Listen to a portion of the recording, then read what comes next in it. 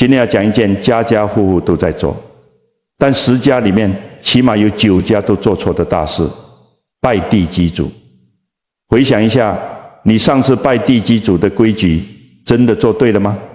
俗话说，不怕你不拜，就怕你乱拜。大家生活都不容易，都想求个家宅平安，总以为心诚则灵，随便挑个时间摆个桌子就拜。但地基主是我们家宅的基石之神，脾气和规矩大有讲究。如果你犯了忌讳，惹得神明不高兴，回老人家怎么可能保佑你？很多人拿阳间的人情世故，硬要去套阴间的法则，搞了一个大乌龙。你以为你是在请神，但你规矩一错，等于把家里的气口打开，硬生生变成了引鬼入室。难怪越拜越漏财。一个人如果住在这个阴阳颠倒、气场混乱的房子里，不出3个月，你照照镜子看看自己的面相，绝对是印堂发暗，眼下发青。什么天降大运、好流年，全都被你自己给赶跑了。为了让大家的诚意不白费，今天我会明明白白地告诉你，拜地基主绝对不能犯的3大禁忌。只要避开这3个坑，就能稳住家宅的磁场，把家神安安稳稳请进门，让地基主化身最强的保全，帮你锁住财库，保佑一家老小平安顺遂。为了不让家里的福气白白溜走，我建议大家先把这支影片点赞收藏起来，把它当作咱们家宅专属的拜地基主避坑指南。下次逢年过节准备拜拜前，再拿出来看一看，复习一遍，保证你的每一份诚意都能换来神明实实在在的庇佑。也欢迎顺手订阅频道，跟着我一起把日子越过越旺。好，大家先把心定下来，把耳朵竖起来。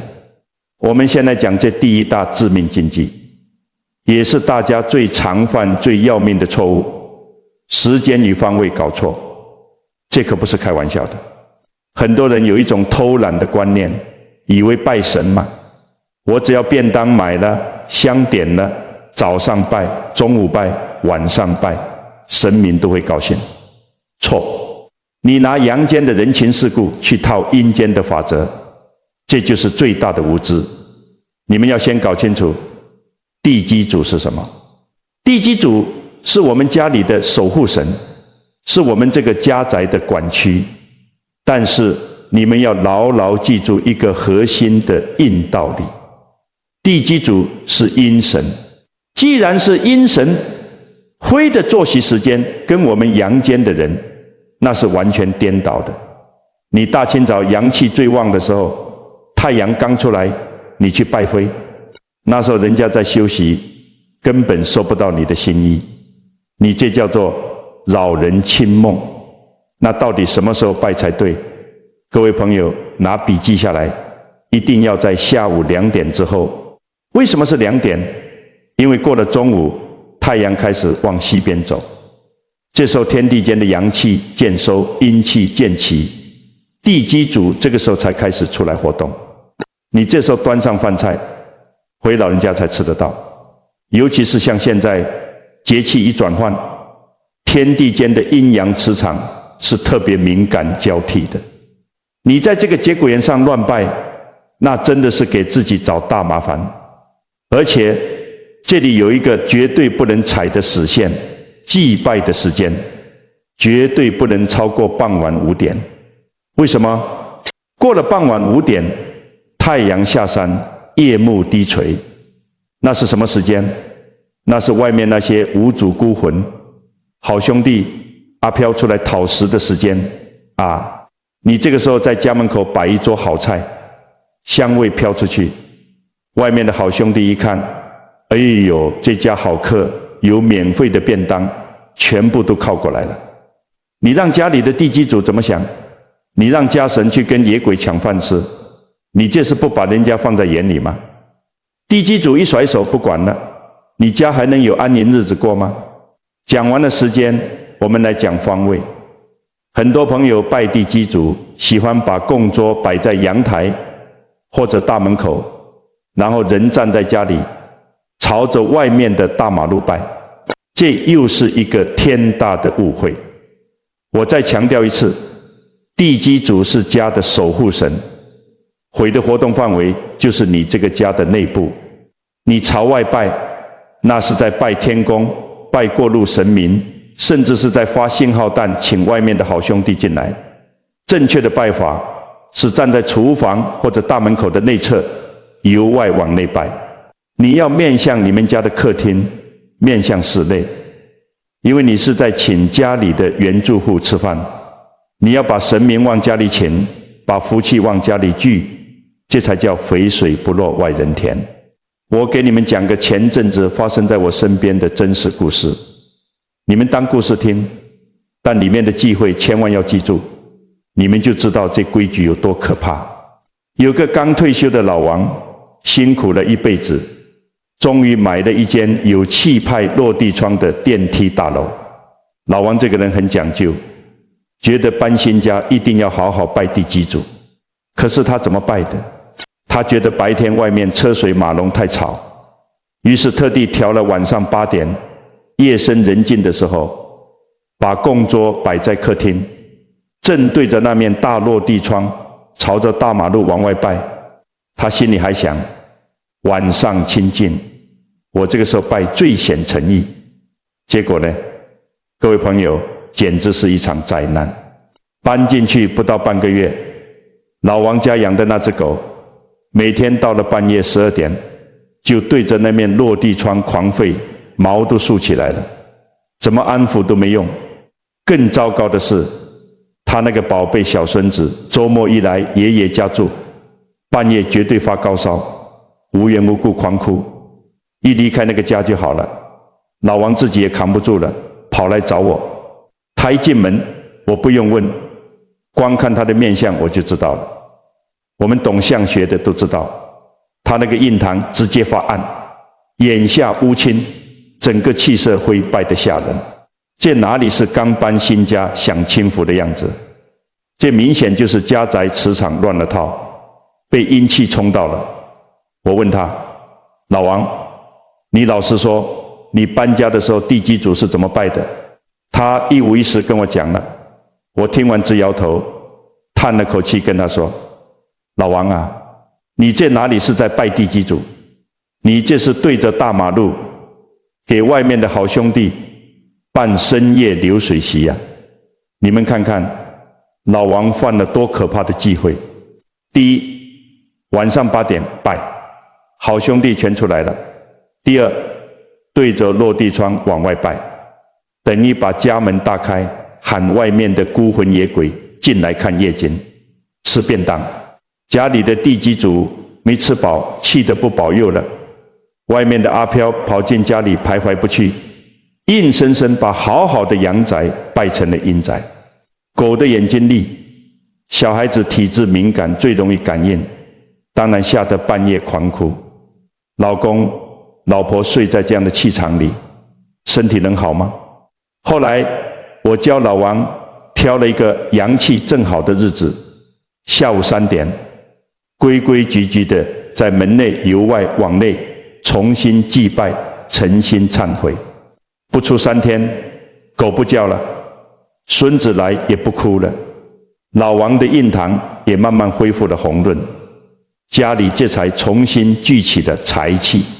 所以各位朋友，不要以为拿炷香就是有诚意，时间方位一搞错，请神变成招鬼，这是大忌。第一大禁忌我们讲透了，接下来这第二大禁忌更要命。很多人连买个鸡腿便当都能硬生生把自己的财运给切断。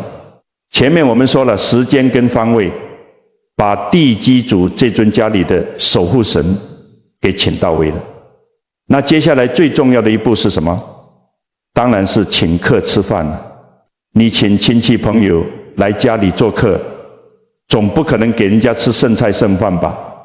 更何况你是请家里的神明。这第二大禁忌就是在贡品准备和拜拜的态度上出了大问题。很多人准备了半天，不但没求来福气，反而惹得家无宁日。这不叫祈福，这叫结怨。按照我们民间的传统，地基主吃得很接地气，非不需要你准备什么山珍海味满汉全席，一般来说家常饭菜就可以。但是在我们台湾，大家都知道一个不成文的规矩，也是地基主最爱的标配，那就是鸡腿便当。这鸡腿是有讲究的，鸡腿肉多饱满，象征着丰收、家底厚实。可是各位朋友啊，就在这只小小的鸡腿上，10个人里面有8个人会踩到一个致命的雷区，鸡腿绝对不可以切。我走到菜市场、便当店，常常看到很多婆婆妈妈或者赶时间的上班族跟老板说，头家，我要一个鸡腿便当拜拜用的，帮我剁一剁，比较好夹，看起来分量也比较多。哎呀，我每次听到这个都在心里捏一把冷汗。你用膝盖想一想，地基主是神明，你献给神明的贡品讲究的是什么？是一个圆满，是全心全意。你把鸡腿切成一块一块的，这叫什么？这叫残缺。这在无形之中就破坏了圆满的磁场。地基主一看，你请我吃个鸡腿，还是东拼西凑、支离破碎的，会觉得你根本不诚心，觉得你在敷衍会。你给神明的贡品是碎的，那你家里的运势、你的财气自然也就跟着支离破碎，聚不起来了。除了鸡腿不能切，还有一个很多人完全不知道的秘密，那就是餐具的摆放。很多人拜地基主，摆了一个便当、一杯茶，然后很自然的就在旁边放了一双筷子。错了，大错特错。各位朋友，拿笔记下来，拜地基主，筷子必须一定要摆2双。为什么？因为地基主不是一个人，人家是地基主公和地基主婆，人家是夫妻档，共同在管理你们家。你今天请客，人家夫妻俩高高兴兴地来吃饭，结果桌上只有1双筷子，你说这尴尬不尴尬？地基主公拿了筷子，地基主婆在旁边干瞪眼，你让人家老婆没饭吃，地基主婆心里能痛快吗？俗话说得好，得罪女人最可怕。地基主婆一发威，你家里还能有安宁日子过吗？夫妻感情一定跟着出问题，3天一小吵，5天一大吵，这都是有连带磁场关系的。讲完了公平，我们再来讲讲态度。这是现代人最容易犯的毛病，叫做把神明当小弟使唤，乱开空头支票。现在大家生活节奏快，连拜拜也像在赶高铁。很多做生意的人拼业绩的业务，拜地基主的时候，香一插下去，就开始谈条件了。地基主啊，你赶快吃一吃，我等一下还要去看客户。你保佑我这个月业绩破100万，保佑我中大乐透，我以后每个月初1、15一定买烤全鸡来还愿。各位，这叫做开空头支票。你随便发下这种重誓，你做得到吗？下个月你一忙或者业绩没达到，你就不买烤全鸡了。神明是不能随便忽悠的，你答应了做不到，这叫欺神。原本可能今年流年运势不错，这下子直接变成惹祸上身。我给你们讲个房仲大姐陈太太的真实案例，你们就知道这报应来得有多快。陈太太是个资深房仲，前阵子房地产热，她手上刚好有个几千万的大案子准备要签约。那天刚好碰上要拜地基主，他满脑子都是那笔高额的佣金，急急忙忙跑到街角买了个鸡腿便当。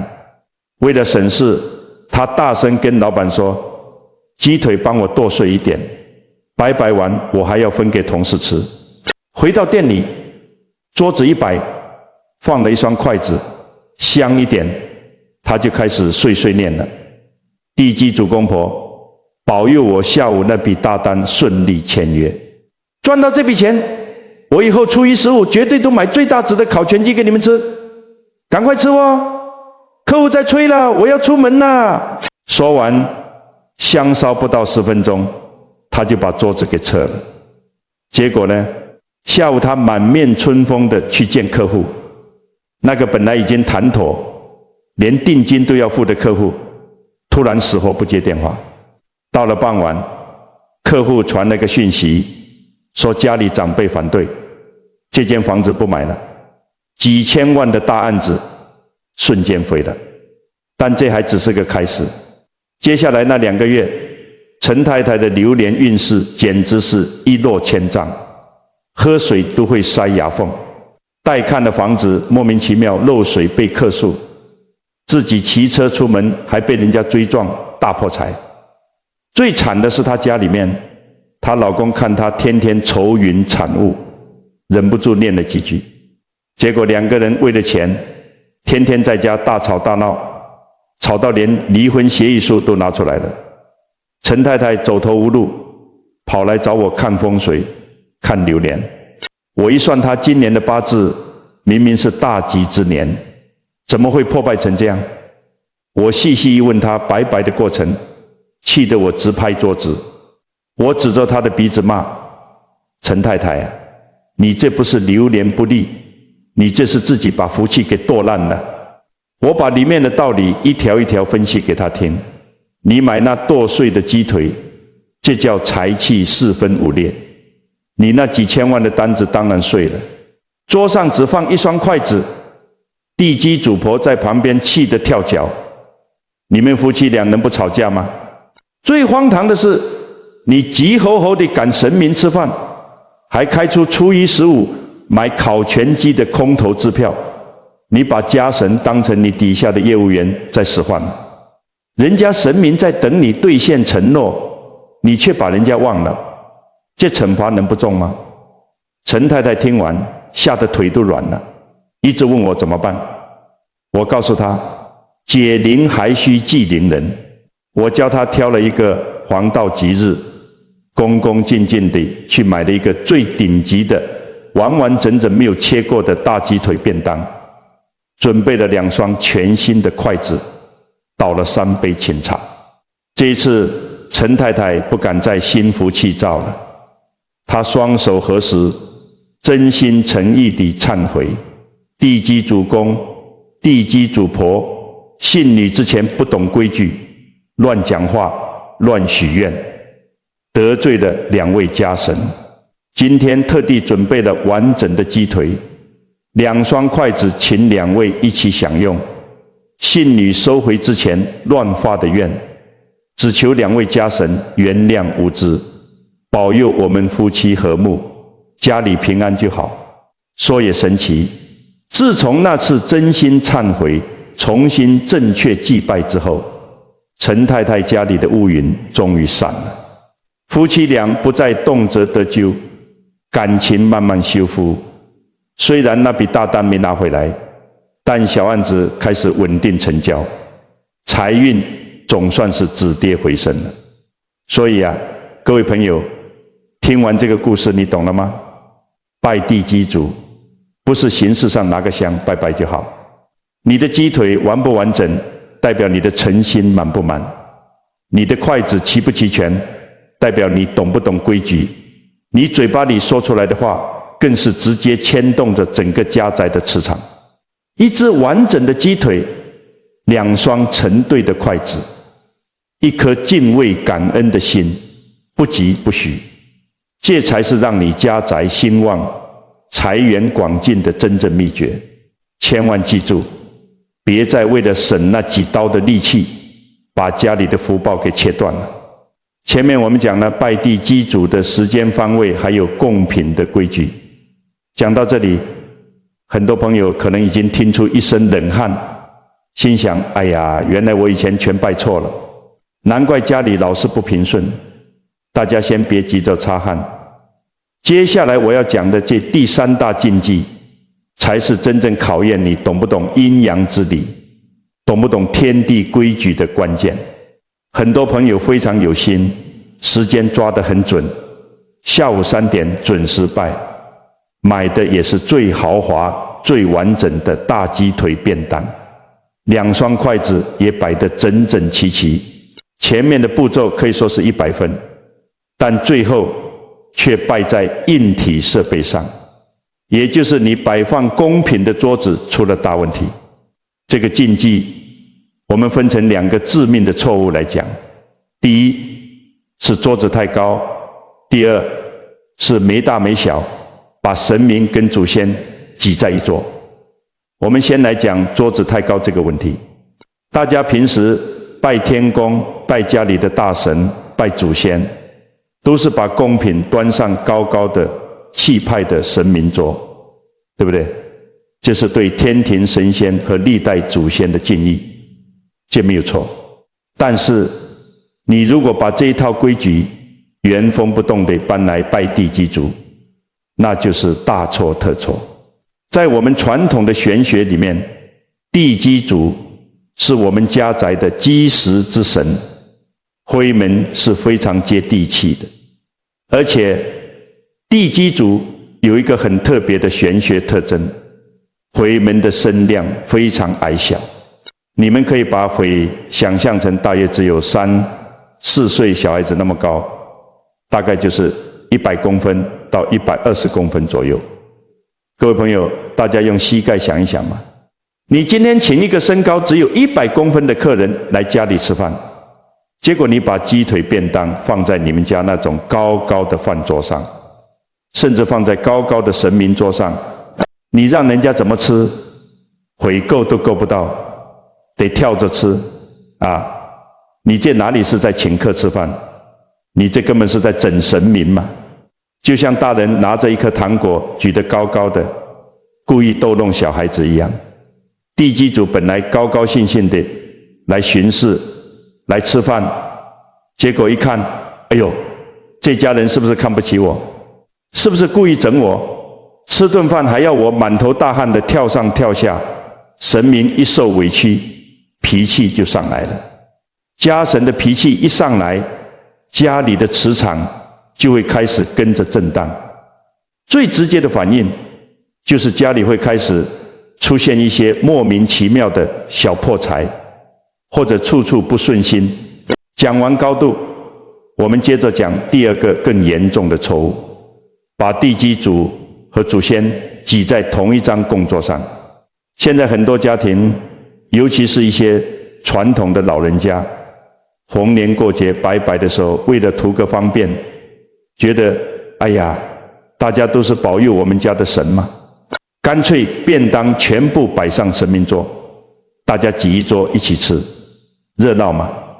各位啊，这在我们玄学界，在灵界，这叫做没规矩、没大没小。我用一个最生活化的比喻讲给你们听，你们一听就懂。家里的祖先那是谁？那是你们家的长辈，是你们的阿公阿嬷。而地基主是谁？地基主就像是你们这个社区的派出所所长，是管区警察。今天过年，你们家办桌请客，你会把刚好来巡逻的管区警察硬拉过来，叫他跟你们家的阿公阿嬷挤在同一张椅子上吃饭吗？这太尴尬了吧！祖先是家神，地基主是地神，回门的职位不同，管辖的范围不同，神格也不同。你把回门硬凑在一桌，祖先心里觉得这外人怎么随便上我们的桌子了？地基主心里也觉得这家人怎么连一点待客之道都不懂，让我跟人家长辈挤在一起，两边都不自在，两边都不高兴。这2股气场在供桌上互相冲撞，你这个家能和谐吗？我跟你们讲个发生在我们南部的真实案例。有一个林大哥是个非常传统的固执老父亲。前2年的中元节，林大哥家里的媳妇刚好回娘家了，他就自己张罗拜拜。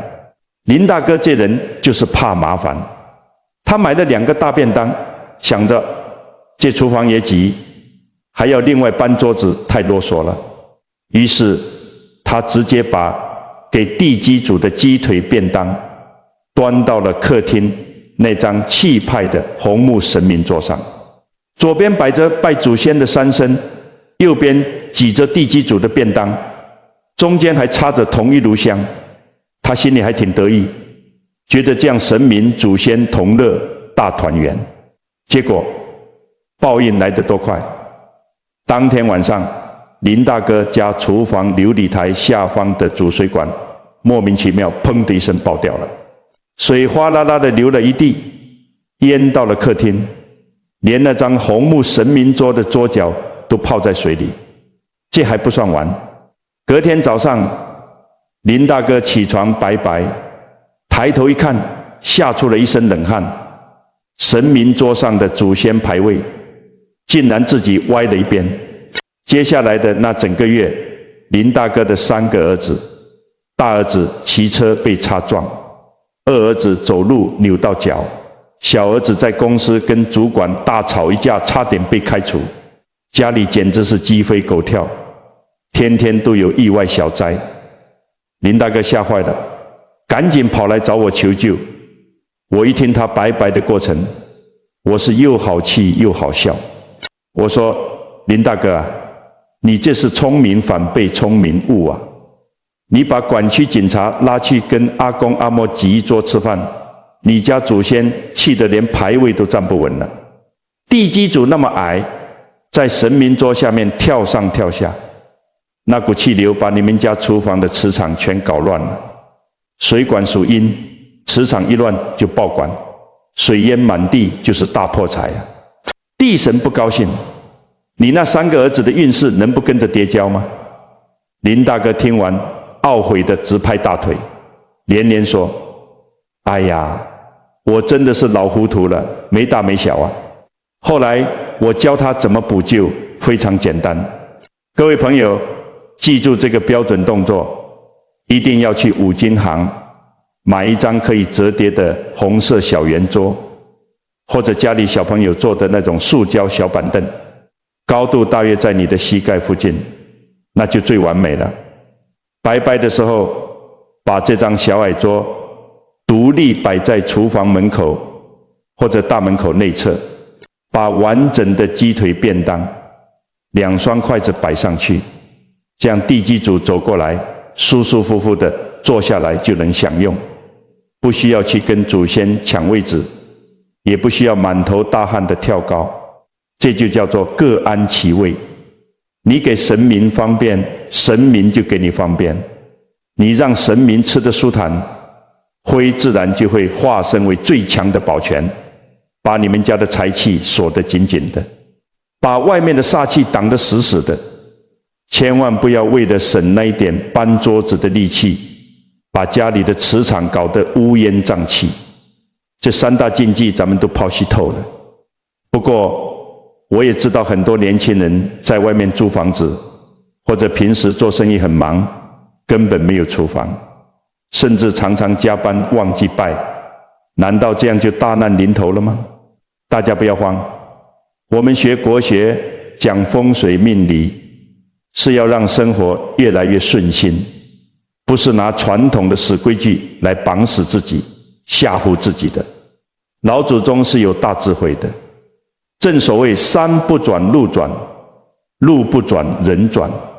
接下来我就要来教你们现代人的变通之道，以及拜拜最核心的磁场心法。我们要解决你们这些现代人才会遇到的具体生活烦恼。先讲大家最关心的第一个烦恼，租屋族开店做生意，没有厨房怎么办？以前的传统老房子，家家户户都有个大灶台，厨房是家里供应三餐、生活煮饭的地方，在风水上象征着家里的财库，所以我们习惯在厨房拜地基主。但是时代变了啊，很多年轻人租的小套房，一开门就是床，顶多旁边有个小琉璃台，很多大楼甚至规定不能开火。你要去哪里找厨房？我给你们讲个真实案例，也是让我哭笑不得。我有一个信众叫小雅，是个很拼命的年轻人，自己拿存款租了一间1楼的店面，开了一家美发工作室。这店面为了扩大营业区，硬是把厨房给打掉了，所以整间店除了剪头发的地方，就只剩下一间厕所。有一次中元节，小雅知道要拜地基主，可是她左找右找，店里没有厨房啊。她这小姑娘异想天开，听人家说风水里水主财，她心想厨房有水，厕所也有水啊，在那边拜应该一样吧。于是她搬了一张小板凳，把买来的大鸡腿便当端端正正地摆在厕所马桶的旁边，点了香就开始拜。各位朋友，你们听到这里是不是快昏倒了？厕所在风水学里是家里最藏污纳垢、晦气最重的地方。你把神明请到厕所旁边吃饭，这比给神明吃碎鸡腿还要严重100倍，这简直是在侮辱神明啊！果不其然，小雅拜完之后，那半个月美发店的生意简直是断崖式下跌。原本预约满档的熟客突然纷纷取消，店里的洗发仪、水管连环堵塞，甚至吹风机都用到一半烧起来，差点电到客人。小雅急得满嘴破洞，跑来找我求救。我一听她把贡品摆在马桶旁边，我都不知道该骂她还是该同情她。我跟她说：小雅啊，你请管区吃饭，结果把饭桌摆在垃圾场旁边，人家能不生气吗？财神都被你熏跑了，你生意怎么可能会好？后来我教了他一个最标准、最正确的现代变通之法。各位没有厨房的朋友，拿笔记下来。没有厨房，你可以选在后阳台。如果连后阳台都没有，那就选在你们家的大门内部。做法非常简单，你把那张红色的小矮桌摆在大门口的里面，门关着没关系，人站在门口，由外往内，也就是面向你们家的客厅或者床铺拜。大门是一间房子的气口，是所有磁场进出的必经之路。你在大门口往内拜，恭恭敬敬地跟地基主禀报：地基主公、地基主婆、弟子信女目前租屋或者开店在这边，因为空间有限，没有厨房，请你们在门口这边上座享用。只要你讲得清楚，态度恭敬，地基主一样吃得开开心心，一样把外面的财气透过大门给你聚进屋子里来。小雅后来乖乖照做，在店门口往内拜，不到1个礼拜，熟客就慢慢回流，店里的怪事也再没发生过了。所以地点可以弹性，但由外往内和恭敬的心绝对不能打折。再来，我们讲第2个常见的烦恼：工作太忙忘记拜，过了下午5点该怎么补救？很多朋友一发现自己错过了拜拜的日子，或者下班回家已经晚上7、8点了，不能拜了，就开始自己吓自己，觉得完蛋了。地基主生气了，我明天出门会不会被车撞？我这个月会不会大破财？各位，你们把神明当成什么呢？当成放高利贷的黑道讨债集团了吗？地基主是家神，是每天看着你们家大大小小生活的长辈。哪有一个明理的长辈会因为晚辈工作太忙忘记请客，就狠心降灾惩罚你的？会惩罚你的是你自己那颗恐惧焦虑的心。你在那里疑神疑鬼，自己把自己的磁场搞乱了，出门精神恍惚，当然容易出意外嘛。如果你真的忘记了，或者是生病，出差没办法拜，补救的方法非常简单，你只要在接下来的周末假日，找一个阳气正好的下午2点到5点，重新买个完整的鸡腿便当来补拜就可以了。这就带到了我今天要讲的最核心观念，也是现代科学都能解释的原理——心诚则灵与能量转换的秘密。很多人问我，老师，为什么正确拜地基主就能让家里平安顺遂？难道地基主真的会施法术吗？我用现代科学的语言解释给你们听。这在科学上叫做量子力学，在我们玄学上叫做磁场共振。祭拜表面上看是你拿着香对着空气讲话，但在无形之中，这是一种与你居住空间能量的深度对话。你想想看，当你准备好干净的矮桌、完整的便当，心平气和地站在那里，心里充满着感恩，谢谢地基主这段时间的保佑，让我们一家人有个遮风避雨的地方，平平安安有口饭吃。当你发出这种感恩、喜悦、安定的意念时，你的大脑和心脏会释放出一种非常强大且稳定的正向频率。这种正能量会跟你们家这个空间的磁场产生共振，家里的气场被你的感恩之心净化了，那些暴躁的、焦虑的负面能量就会被驱散。神明要吃你的鸡腿吗？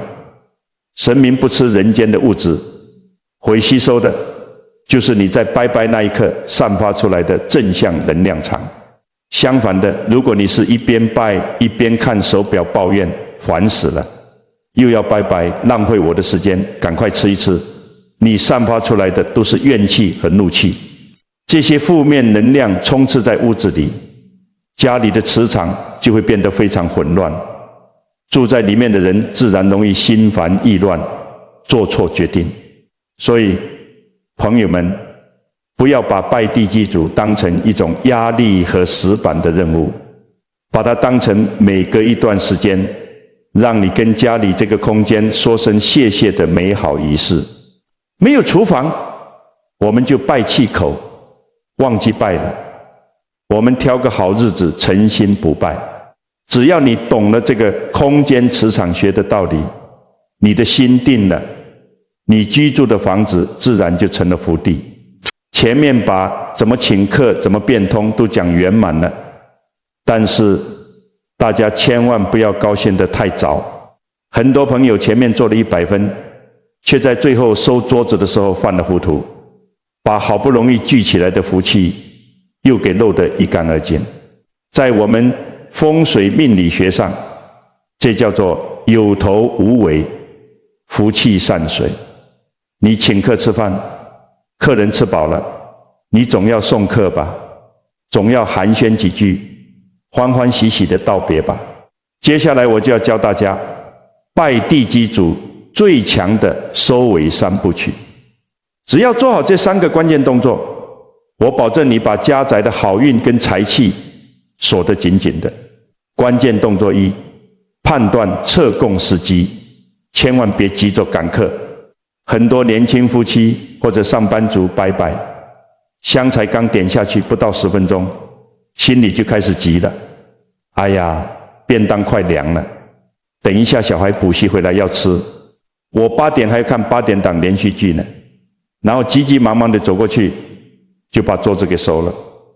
各位啊，这叫什么？这叫下逐客令啊！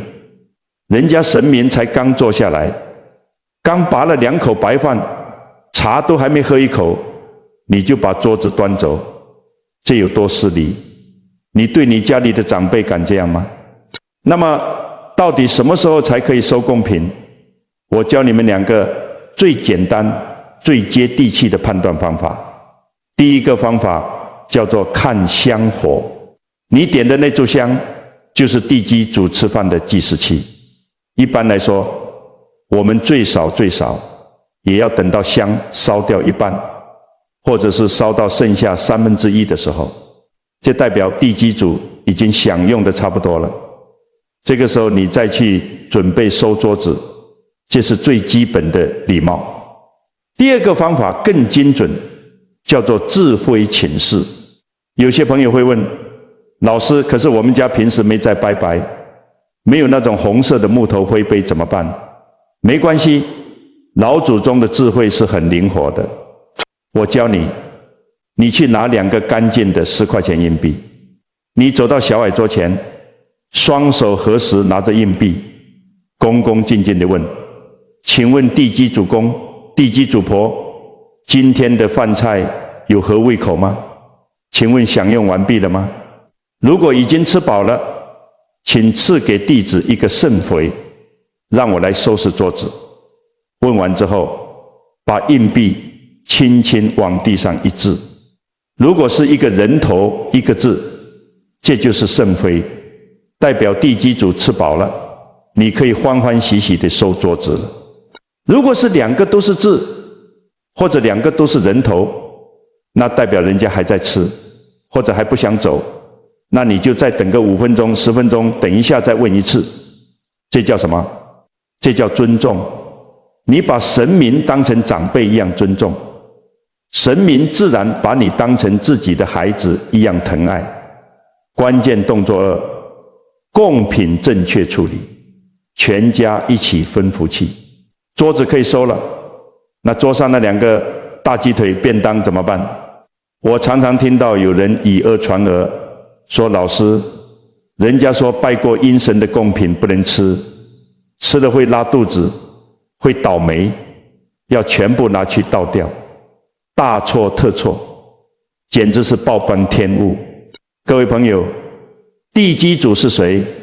是你们家宅的守护神啊！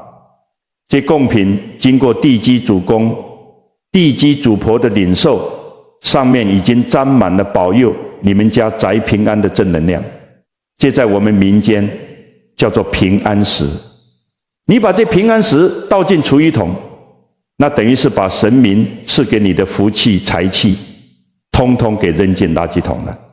正确的做法是等桌子收下来之后，稍微微波加热一下，让全家人一起把这鸡腿便当给吃掉，大家围在一起，开开心心地吃，这象征着把地基主的庇佑实实在在地吃进肚子里，留在这个家。不过我要特别叮咛一个非常关键的卫生细节，吃之前一定要把插在食物上的香角拔掉，把周围清理干净。有些人粗心大意，香灰掉在便当里也不管，香角拔出来留下的洞也不挖掉，就直接大口吞下去，结果吃坏肚子，得了肠胃炎，还跑去怪神明没保佑。各位，神明保佑的是你无形的磁场，有形的卫生还是要你自己顾好啊。关键动作3，打扫与心理收尾，建立超强感恩节，这是最后一个动作，也是力量最强大的一个动作。很多朋友桌子收了，便当吃了，然后就拍拍屁股走人，总觉得好像少了点什么。少了什么？少了有始有终的仪式感。桌子撤走之后，现场的环境一定要马上打扫干净。地上如果有掉落的米粒、汤汁，一定要擦掉。你让厨房或者门口干干净净，家里的财库才会明亮。你留着一堆垃圾在那里，招来蟑螂老鼠不说，财神爷看了都想掉头走。在打扫完的最后那一刻，请你在心里或者小声地念出这段感谢词：感谢地基主公、地基主婆今日欢喜领受，保佑弟子全家平安健康，出入顺利，家宅兴旺，感恩，谢谢。各位朋友，不要小看这短短的几句话，其实就像大家常常在看的那些农民历，遇到特别好的日子，祈福消灾。你拜完地基主，这收尾的感恩动作更是千万不能省。当你在心里默念这段话的时候，你等于是在这场祭拜仪式的最后，打上了一个完美的感恩结。这个念头就像是一个强大的防护罩，瞬间把今天祭拜所产生的所有好运、所有正能量，牢牢地锁在你们家这个空间里。你会觉得心里特别踏实，原本因为生活琐事带来的烦躁感，全都会跟着一扫而空。这就叫做功德圆满。你带着敬畏开始，带着感恩结束，你的家宅怎么可能不兴旺呢？各位朋友，今天这集影片真的很长，我讲的口干舌燥，你们在屏幕前也听得聚精会神。这说明什么？说明大家都把家看得很重，都希望一家老小能平平安安，财运亨通。好了，讲了这么多，我知道有些老人家或者太忙的年轻人记性不好，听完后面就忘了前面。没关系，我在这里用最简单的大白话，最后在保姆基地啰嗦一遍重点。你们就算拿张纸抄下来贴在冰箱上，下次拜拜前也一定要照着做。第一，看好时间跟方位。地基主是阴神，是我们家的管区，拜拜的时间必须是下午2点到5点之间。过了傍晚5点就绝对不要拜，免得招惹外面的好兄弟。拜的时候，人站在大门口内侧或者厨房，由外往内拜，把福气往家里请。第二，贡品要完整，餐具要成双，准备地基主最爱的鸡腿便当。千万记住，那只鸡腿绝对不可以切，切了财气就碎了。桌上一定要摆2双全新的筷子，请地基主公跟地基主婆一起吃饭，夫妻和睦，家宅的磁场才会和谐。第三，桌子要矮，别跟祖先挤。地基主身量不高，一定要准备一张小板凳或小矮桌，千万不要没大没小。把地基主端上高高的神明桌，更不能跟自家祖先挤在同一张桌子上抢饭吃，这叫各安其位。第四，等香烧过半，吃下平安时，不要急着赶客收桌子，自出盛悔再收。收下来的鸡腿便当，拔掉香脚，全家人开开心心分着吃，把保佑和财气实实在在的吃进肚子里。各位朋友，这几个动作难吗？一点都不难。但为什么我今天非要花这么长的篇幅讲得这么透彻？因为我要告诉你们一个更深的道理。我们今天教你拜地基主，教你摆供桌、看时辰、选便当，这些都是术，是外在的形式。但真正能改变你们家运势的是道，是你们的内心。很多人花大钱请风水师看方位，买很贵的水晶、八卦镜挂在门口，结果回到家呢，老公骂老婆，婆婆嫌媳妇，小孩子顶嘴摔门。你家里天天充满着这种怨气、怒气、吵架的煞气，你就算天天给地基主吃大鱼大肉，神明也待不住啊。我们常讲相由心生，其实风水和相学是相通的，境随心转。你这个人天天算计、暴躁、抱怨，面相自然就带着一股戾气，这在相学上就是典型的破财相。相反，你心存善念，懂得包容，面相自然，和善慈悲，走到哪里都有贵人。最好的风水从来都不是摆设，而是人心。你今天按照规矩去拜地基主，你在准备那张小矮桌的时候，学会了体贴，你在买那只完整鸡腿的时候，学会了圆满；你在心里默念感谢词的时候，学会了感恩。当你把这种体贴、圆满和感恩的心用在对待你的家人身上时，这才是真正的大法力。想想看，当你在外面赚钱打拼，受了委屈，回到家，看到老妈煮的一碗热汤，听到爸关心的一句问候，那个瞬间，你的心是不是就安定了？你孝敬老妈，体恤老爸，让家里的长辈笑口常开，这就是你家最大的聚宝盆。你们夫妻和睦，遇事互相商量，不吵架，这就是最强的护身符。福地福人居，只要你这个人存好心，说好话，做好事，你身上就带着光。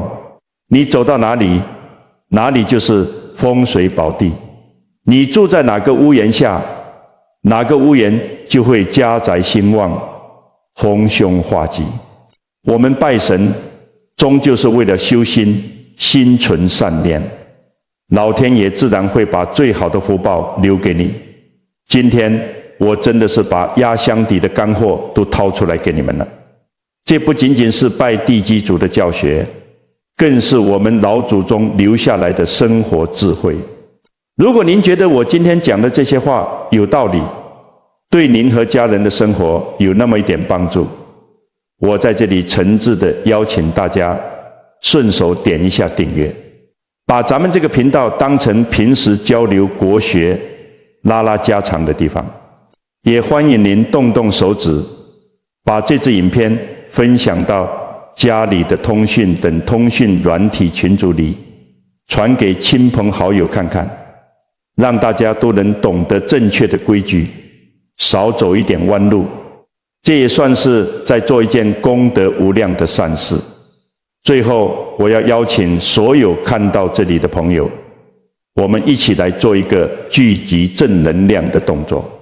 请大家现在就在影片下方的留言区写下这句善言：感恩地基主护佑全家平安，或者是写下心存善念，家宅兴旺。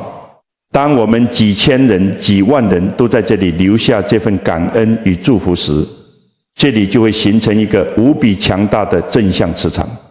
我也会亲自在留言区为大家诵经祈福，祝愿每一位留下善言的朋友出入平安，身体健康，财源广进，家和万事兴。